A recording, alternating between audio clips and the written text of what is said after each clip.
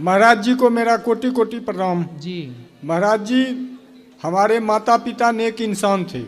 मेरे पिताजी मेरे गांव में श्रेष्ठ लोगों में गिने जाते थे। मेरे पिताजी ने बहुतों लोगों का श्राद्ध कराए, बहुतों का शादी में बहुत पैसा वैसा दिए। मेरी माँ कंठी जाप करती थी, बहुत पूजा पाठ से जुड़ी हुई थी। हमारा अपना का क्रेशर का व्यापार था, 3-4 ट्रक था। क्रेशर का व्यापार प्रदूषण के कारण बंद हुई नीतीश जी के राज में।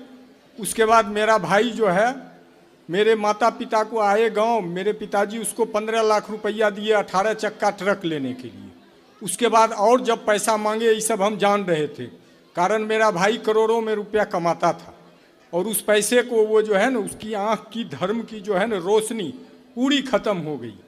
तो होता क्या है गुरुजी, 1-2 गलती के बाद पूरी धर्म की आँख की रोशनी नहीं बंद होती है। उन्होंने 200-300 गलतियाँ की। उसके बाद उन्होंने क्या किया, मेरे माता पिताजी को छल के द्वारा तीर्थ के बहाने, और मेरा बेटा मर जाएगा लेके चला गया कमरू कामाख्या।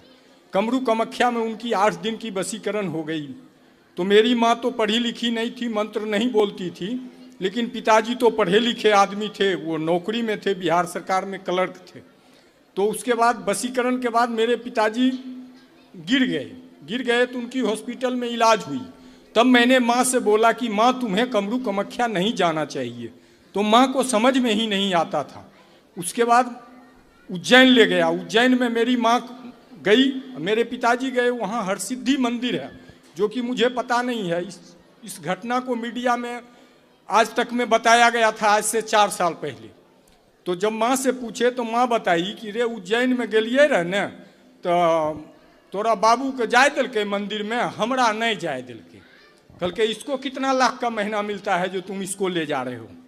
माँ नहीं गई। उसके बाद मैं कभी पैसा वैसा मांगता नहीं था, न माँ जी को न पिताजी को, कभी कोई झगड़ा नहीं। आज भी पिताजी से कहते हैं, कभी मैं आपसे पिताजी पैसा मांगता हूँ तो नहीं, जबकि मेरी स्थिति बहुत खराब है। तो उसके बाद क्या हुआ, माँ जी का वशीकरण टूट गया। माँ जी की जब वशीकरण टूटी तो त्राहिमाम करने लगी। मेरी माँ का नाम राम दुलारी देवी थी। उसके बाद माँ को मैं समझाता था गले लगा करके, सांझ बत्ती देने जब आंगन में आवे। सवाल क्या है, प्रश्न क्या है मेरे से? तो ये धर्म की बात जो है, हम जाते हैं एसपी डीएम को बोलने तो वो सुनते नहीं हैं। तो इसमें किसकी शिकायत करनी है आपको? हमको शिकायत करनी है गवर्नमेंट से। मेरा है इतना, हम एप्लीकेशन लिख के नीतीश कुमार तक को दिए। उसके बाद मान लिया जाए, किससे समस्या है आपको? माँ से, पिता से, भाई से, बेटा से, किससे?